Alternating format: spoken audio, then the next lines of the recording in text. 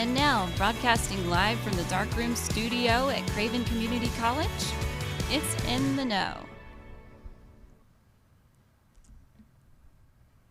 Good morning, everybody. It's Megan Johnson. It's Thursday morning, November 16th. I'm so glad you guys are with us. We are here at the In the Know podcast on our New Bern campus in the Public Radio East studio, and you can see my left seat is empty. Womp womp. Craig could not be here with us today, but we will miss him greatly. But he will be back next week. No, he won't be back next week because it's Thanksgiving. So thank you for reminding me. Holly's like, no. Speaking of Holly, let's throw it to the booth. Holly's here helping us out this morning. Hello, ladies. Hello. Thank you for helping out because Zanetta's out also this week. But we are here with a wonderful guest, Mary Gierie, who is at the end of the table. And she is from the Tryon Palace Museum Store. And she's going to be here talking to us about different stuff that's going on at the Tryon Palace. And so we're really excited because this is such a great time, busy time at the Palace for all the Christmas events and things coming up. So, Mary, thank you so much for being here with us. And we're so excited. Mary and I, we've known each other for about 6-7 years. I think 8 or maybe 9, 8 maybe. Or 9, we've known each other a long time. Yeah. So this is your first time on the podcast, and I hope it's not your last. No. So thank you for being here today. So I wanted to kind of throw out there, let's just go out with the thing of the day. So it happens to be National Fast Food Day, and as you guys know, I like to cook. So fast food is not necessarily my go-to for any day. But I thought, what could be worse than if I brought the studio cold fast food this morning? So you can thank me later, Holly. She's about there. She's about to bust off her chair over there. She's laughing. I remember last year when you went through the drive-thru and you were late. So last year it was National Breakfast Burrito Day. Yeah. Yes, and it was like 2 years ago.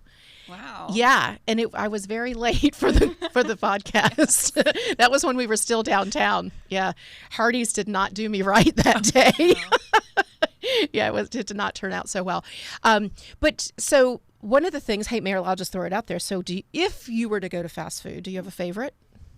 Not big on the whole fast food thing. Because you like to cook too. I love to cook, but I don't have a lot of time to cook these days. Mark does most of the cooking, but if I had to go to, a drive up, it's probably Chick-fil-A. That's probably my go-to. Holly, what about you? Do you have a favorite? I do not have a favorite. You don't? No. Do you? McDonald's. Hers is McDonald's. McDonald's. There you go. That's another go-to. They do have good hash browns. Yes, if they're nice and warm. Yes. Not cold ones. No. Not cold ones.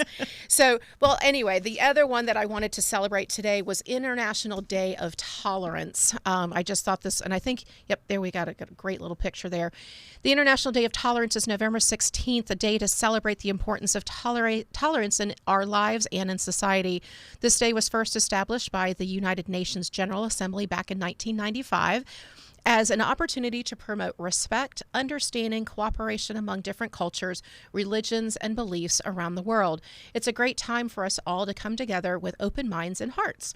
Now, I think this is a great tie-in when we're talking about the Palace, because the Palace does this also on a regular basis. All the time. And especially the museum, because it's really showing about the diversity and what's been going on in our community throughout the years and history. We'll throw out some of those tidbits in a second, but this is a great way to celebrate International Day of Tolerance. You ready? Learn about different cultures. We're going to do that in a little bit. We're going to talk a little bit more about that. Understanding each other's cultures can be a great way to practice tolerance. Secondly, ding, ding, ding. This is why Mary's here. Volunteer with a community organization.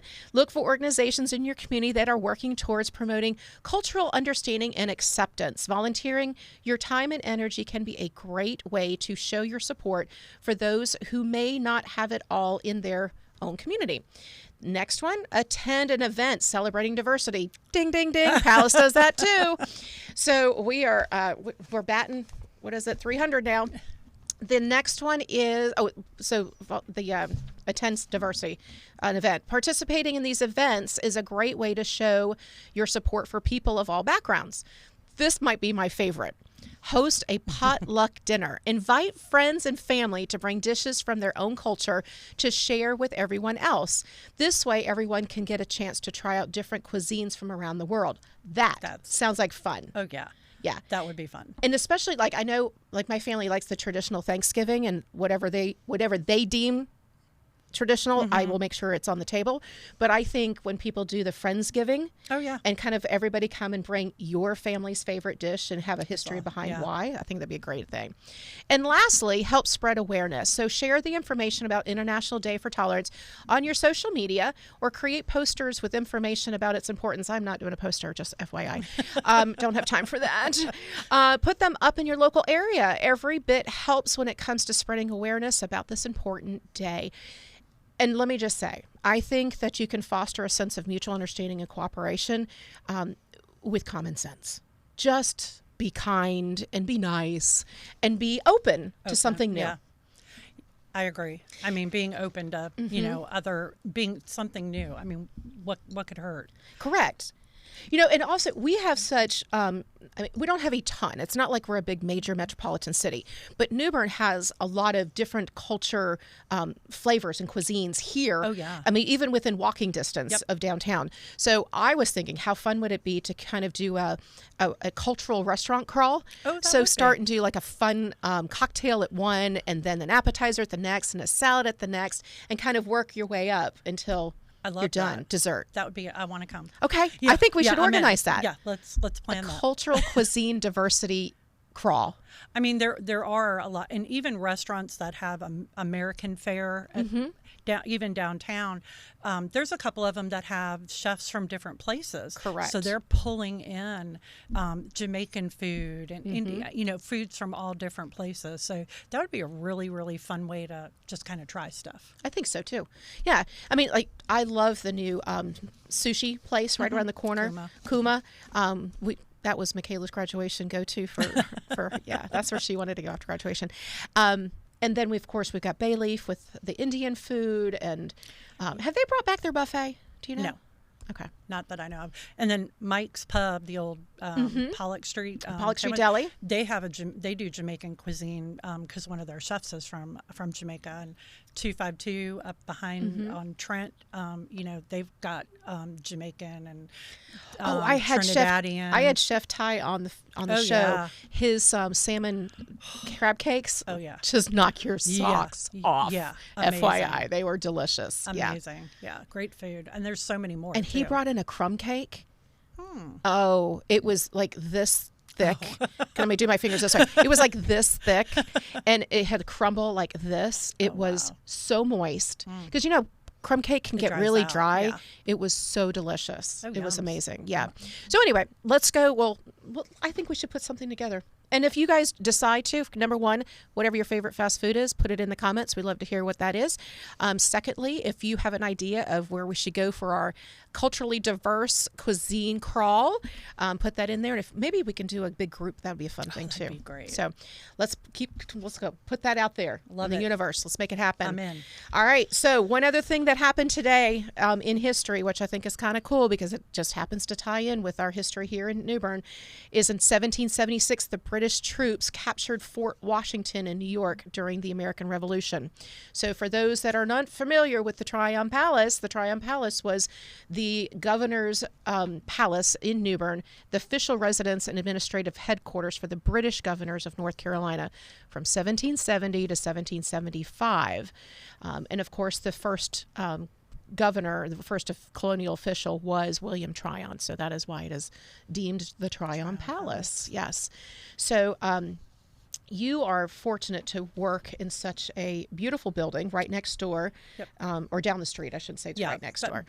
2 blockish. Yeah, blockish nice and a half. Yeah. Yeah. I can see it from the second from the floor. gardens. Yes. So, and of course, the store, the museum store, is actually located in the North Carolina History Center. So tell us a little bit about, and I don't mean to put you on the spot, but you don't have to give me dates and all that kind of stuff, but tell me a little bit about the process of the History Center being built and anything else that you could add for that. So, the History Center, the building itself is amazing. If you look at Maddox Hall, it kind of mimics. They used to build boats on that site. So the History Center is coming up. I can't remember what month it opened, but on our 13th year. Oh, wow. It's North Carolina History Center. So we have the Pepsi Center. We have the North Carolina History Museum, the Duffy that kind of moves through different community, different galleries, and then several other, the movie, there's a small gallery, and a lot of community stuff happens at the North Carolina History Center.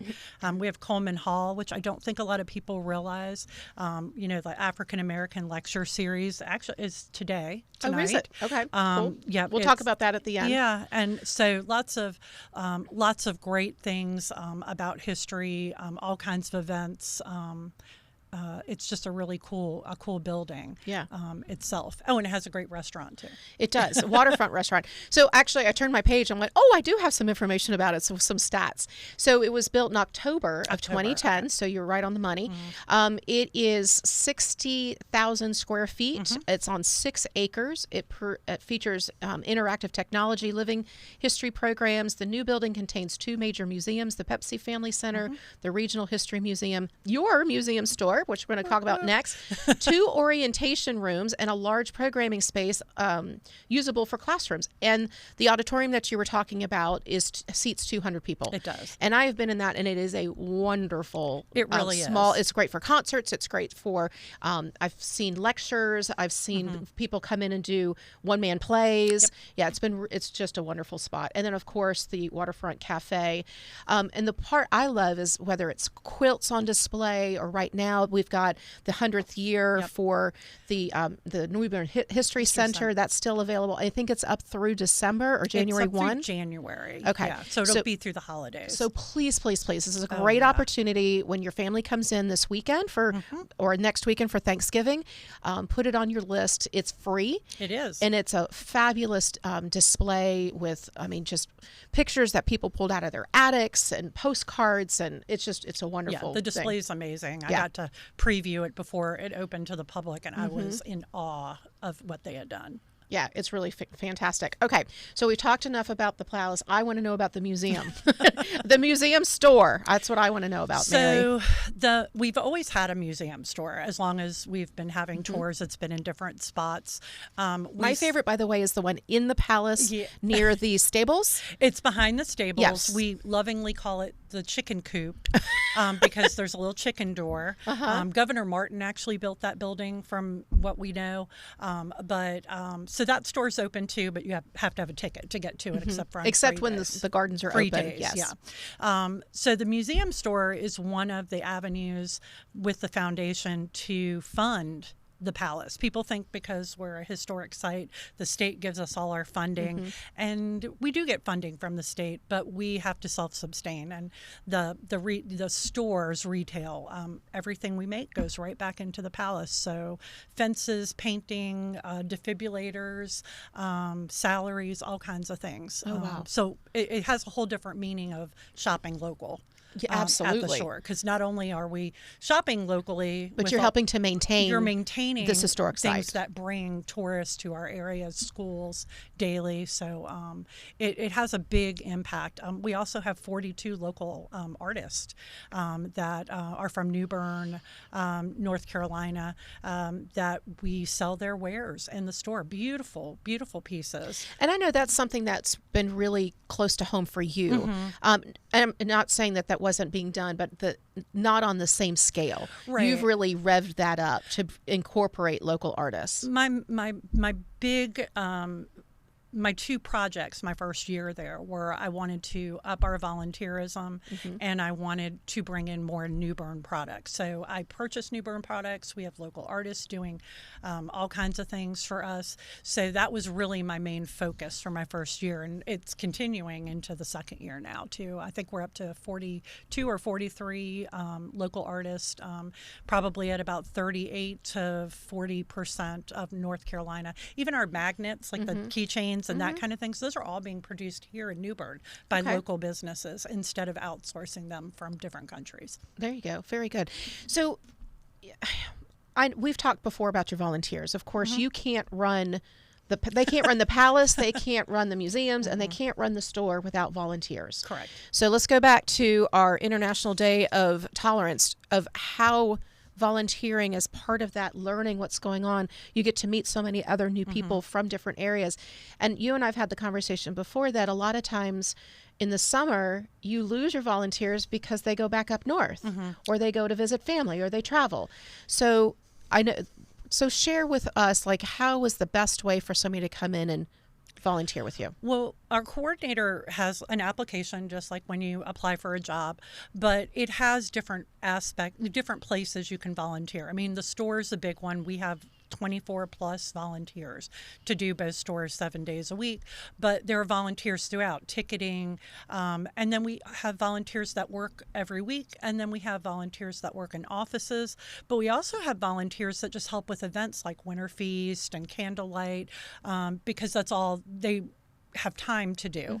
So there's really, I mean, we can, if you want to volunteer, we'll find a place for you. Okay. If you want to dress up, or if you want to work in the store, like Craig, he was a dancer. Yeah. During the Candlelight show. I really wish we had pictures, by the way. Holly's like, yeah, we're going to find some pictures. I can find those. I Just want give me a year and I'll take care of that. Okay, we might have to do that. But I mean, Candlelight's a huge fundraiser, for the palace and for the community. People come from all over the state and outside, and half of the interpreters, we couldn't do it with staff members. There's just not enough of us. So it really, I mean, we can find a volunteer. We have volunteer gardeners. We have volunteer maintenance people, ticket takers. I mean, I can go on and on. And the benefit of being a volunteer is you get to go to events, obviously, without a ticket, for free. But in the store, what happens? You get a discount on everything you purchase. Can you say the percentage? I can. It's not on consignment or clearance items, but our volunteers get 25% off. We don't have a normal markup because of being a nonprofit, but so our prices are pretty good. And then you get that 25. You also earn free tickets to like the Candlelight and to the just regular tour tickets to the palace. And then we have a big appreciation banquet at the at once a year to let all our volunteers know how appreciative we are. That's awesome. Yeah. Now, when I was going to bring up the prices as well. The prices are very good. I mean, it's I would say it's not even just competitive. It's below what most people are in the retail. And so what I suggest is that it's also a great place where if you want your child or grandchild to go and purchase a gift and they need a little bit of money and change in their pocket, this is a great place where they can go in and find a pretty, bar of soap that smells so yummy, or like you said, a magnet, or, something like that that's within price range of a little person. It's a great place. And then, of course, you gift wrap. We do gift wrap, and we also, you ship. We ship, and when we're swamped, we even have pretty little gift bags. So if we don't have time to step away to wrap 10 items individually, we can gift bag it and do all that for you as well. Well, I know you brought some props, so I'm going to hold up one, and you can hold up the other. So this is this year's Christmas ornament. Yep. The Tryon Palace Christmas ornament. That was something else I started when I got there. We were selling other people's yearly ornaments, which is wonderful, but we didn't have our own. So it's beautiful, and it's heavy, by the way. Yeah, it's metal. This year's is King George is coat of arms. Yep. On the back it says British coat of arms for King George III from 1760 to 1801.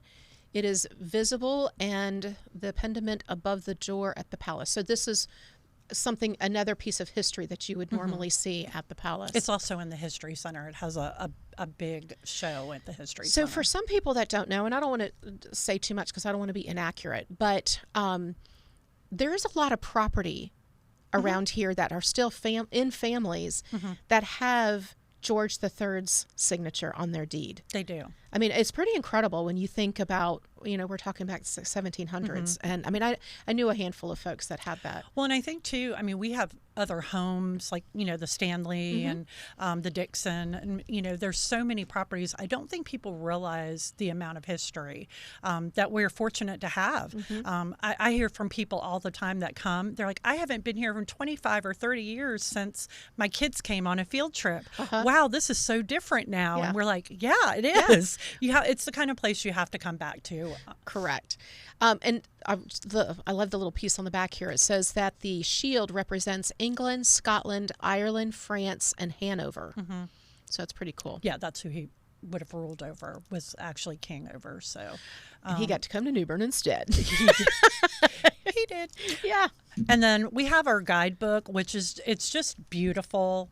I mean, all kinds of great pictures and information. It talks about the history of New Bern before. It talks about the actual time period, and then the destruction of it, and then the destruction. So that for those that don't know, it caught on fire, and then it remained vacant for many years until the New Bern Ladies Club, the Dreamers. They kind of put it back together. Yeah, they started before, and then had a little break during the Depression, and then raised the money. But it has great history about the community, all the properties, the different homes. And what it took to rebuild it. And some in this book really is one of the only things that has some pictures from inside the palace itself. It talks about all the different types of things we do there. So it's really just a great little keepsake when you come and visit. But if you're interested in the history, it's beautiful too. Oh, it is. Yeah, it's just really well done. And it's only $4.99 by the way. So a little table topper. Add that to your gift. It talks about the history center. The building of it, the history of it. So it's really packed full of great pictures, all kinds of information. And we have them in the store. Both of our stores have them at all times. But I love that I ended on the events page with the I believe that's candlelight. That's with the fireworks. Yeah. And I do love because they do fireworks a couple times a year. Like after one of the big concerts, and then again at candlelight. So tell us, it is candlelight. It's all dressed up. So tell us a little bit about candlelight at Tryon Palace. So it's traditionally it's 2 weekends. Saturday, it's a running script. So as you go from maybe the Dixon or the Dave's house to this, the Stanley to the Palace, there's a running script. And in past we've had dance routines. The streets get closed off. We have performers and food trucks, and it's diverse. It is. It's lots of cultures coming out, and it's just magical in a sense. I mean, just to see all the decorations up. There's all kinds of behind the scenes tours too that you can take before that about the decorations, but it just is beautiful. And then at the last tour, they end the night with a beautiful array of fireworks. So it's just I've done it every year since I've lived here that they've had it. It's magical, beautiful, fun. My family comes from different states. My daughter's coming from Houston. Oh, wow. To be able to come to Candlelight from the Virginia folks. So it's really great. We got folks coming from Memphis this year to come to Candlelight. So that's exciting. Yeah, Candlelight's if you haven't been, you definitely should. Very good. Anything else about the palace you want to talk about, or the museum, or volunteering, or new gift items that have come in that you're excited about? So, I mean, obviously we're geared up for the holidays. We're store hours. Give us store hours. So regular store. We're open 7 days a week, by the way. Okay. So Monday through Saturday is 10 a.m. to 5 p.m. And Sunday is generally depending on our volunteer that day, but generally we're open 12. But I like to tell people 1 because I do have a couple of folks who go to church, so they're a little bit after 12. So we say 1 to 5 on Sunday, but we are opened earlier sometimes. There's plenty of parking, by the way. Oh, the beautiful Saturday morning is a parking. little hard because of the farmers market being open. Sometimes people snag those spots, and it's also ADA accessible. So it is. If you struggle and don't want to use the cement steps, they do have a ramp. And this may seem really simple to us locals who have been there before, but it's free to come into the History Center. There's this thought that you have to pay to come in there. We have our own doors, that you can come straight in. You don't have to go anywhere else in there. You can come straight into the museum store. And they do have an information booth when you first get there. So it does kind of give you that feel like, oh, I'm supposed to get a ticket. Right. But they're just there to give information. Right. They're not there to take Right. your money unless you want to buy an additional ticket for something else. Right. And so right now we're geared, towards the holidays. But if I may, You can always. the 26th, so the Sunday after Thanksgiving, 11 to 5, we're having our annual sip-in shop. Ooh. So we have beautiful gift basket for valued over $300 that we'll do a drawing for. How many times can I put my name in there? Every time, as many times as you want to stand in line and purchase something. There you go. Okay. And we are offering 25% off anything that is not consignment or clearance. Oh, wow. We'll have all kinds of recipes and food items from some of the food products we sell. We always have some nosh out there. We have an exclusively roasted coffee done here in New Bern for us. We'll be sampling that. We'll be sampling holiday tea. So it's really a fun day. It's busy, but it's a great day for the Palace, and the History Center just is great. We also have a puppet show going on that day. Oh. That Sunday we've got our puppeteer in one of the other sections off Maddox doing. I don't know if they'll do it this year, but it was just dreamy. They're in the they don't call it the auditorium, but what do they call that in the open space, the common area? That's the Maddox Hall. Okay, the Maddox Hall. So when they had dulcimers doing Christmas music, Oh, I love that. it was dreamy. So we have a new sound system. So I might have to mention that to them to see if maybe there's something we can do. Yeah. We have a lot of talented people that volunteer and work. I mean, we have a lot of teachers and people from the theater that volunteer at the Palace. So that might be something fun to kind of bring back. Yeah, it was neat. It was I kinda beautiful. dig that, It was yeah. years ago, but Yeah. Sometimes you got to bring back the old stuff though, because you miss the new stuff's great, but sometimes you need some of that nostalgia. and they had there was dulcimers that were playing and they were rotating out, and then there was a harpist, and they had artists that were there on the waterfront, and they were you could see them do their I love beautiful that. work. Yeah, it was really pretty. Yeah, It was- Plein Air, we're going to be doing that this year. So Okay. they're going to be painting again on property. So that'll that's- be a great for the spring. but- Yeah, that's exciting. Yeah. Holly, can we try to find the link for the sip and shop for the day after Thanksgiving and put that in the things? I think that would be a great thing for Sure. people to see, especially since it's family friendly. It's a great opportunity. Again, you're going to be full of turkey from the day before. It's a great time to go walk everything off. So Well, and I try to be mindful too that other places are doing stuff. So we've traditionally done ours on Sunday, and we're opening early for those 11, but that after church crowd likes to come in and shop before. is the restaurant open on Sundays? It is. It's open. Okay, so it's a it's great open time you 7 can go days a grab week something for too. lunch. Okay. I think they do like 11 to 4. Fantastic. Yeah. Mary, thank you so much. You're We're gonna. welcome. I want you to stick around. You're going to help me share what Sure. the events are coming up. Awesome. So Holly, we'll start with the ready. Community events. I cannot do it like Craig. It still made Mary laugh, so we're all good. Sorry, Craig. That was terrible. All right, we're gonna start. It was weak, wasn't it? All right, you want to try it, Mary? In your best radio voice. Community events. There you go. That was better than me. I failed. We're going to start off with our African American lecture series, and the struggle continues. November 16th from 7 to 8:30 p.m., the North Carolina History Center. Alicia T., the mother Minter, brings her month's lecture, The Struggle Continues, a brief look at the struggles for freedom by African Americans through history. And I will throw it to you. Am I just Miss Gierie. doing this next one? Yep. So Walk with a Doc, November 18th, 9 a.m., Creekside Park, New Bern Mall, if it rains. Dr. Deb Milkowski will discuss why low-fat, plant-based diet can help to prevent onset of type 2 diabetes or manage existing diabetes. Yes. This Walk with a Doc and all others are free and open to the public. After a brief medical presentation, there will be a group walk totaling 1.5 miles. All ages and abilities are welcome, and the entire distance isn't required. So you can walk as far as you can walk, and you can walk longer if you want. I got distracted by Outlander. That's okay. You want to do that one? And so just let me give you a little heads up. Dr. Deborah Milkowski, she's a hospitalist over at Carolina East. She's a wonderful lady.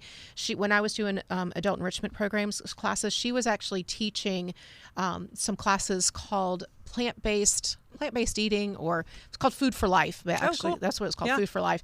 And it's really about not just reducing your type 2 diabetic possibilities, but also good healthy foods that can curb onset of dementia, things like that, and how the little bit of changes and a little bit of exercise make all the difference in your life history, or your future medical history, I should say.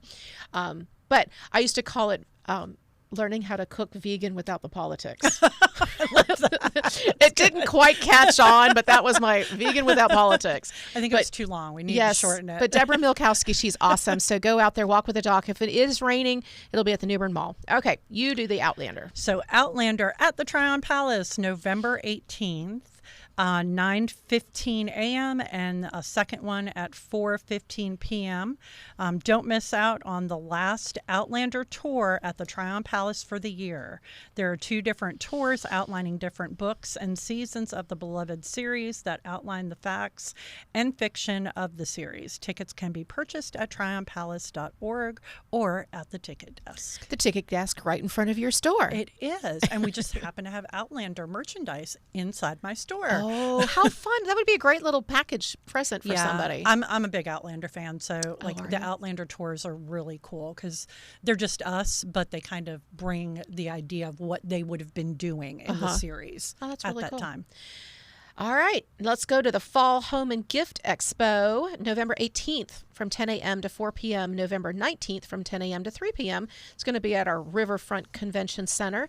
Visit with professionals for all your fall home projects, and then visit vendors to get your Christmas shopping started with unique gifts and treats.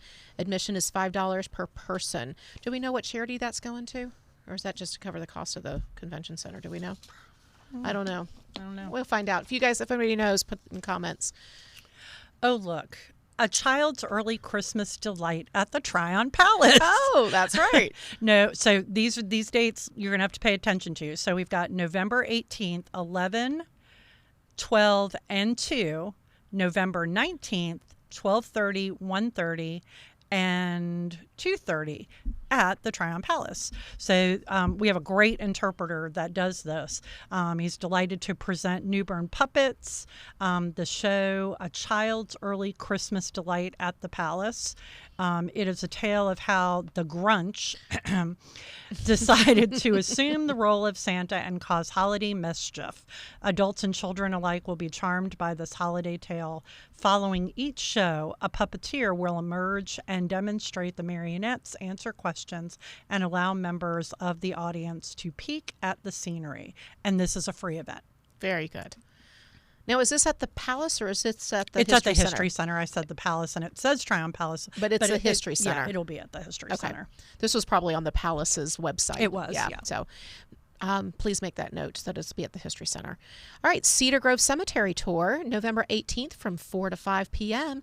Cedar Grove Cemetery. Jump on this free tour of the cemetery to hear stories of some of our inhabitants. That's kind of an interesting way of, or our residents, or whatever you want to call them, and to learn about the history. This tour is free, but donations are welcome and go towards restoration efforts. So I do love there is a group of volunteers that goes in there, and some of the gravestones that are starting to fall or get dirty have been neglected. They're in there taking care of them. So it's a beautiful thing. It's really cool to go there. There's a lot of history there. Yep.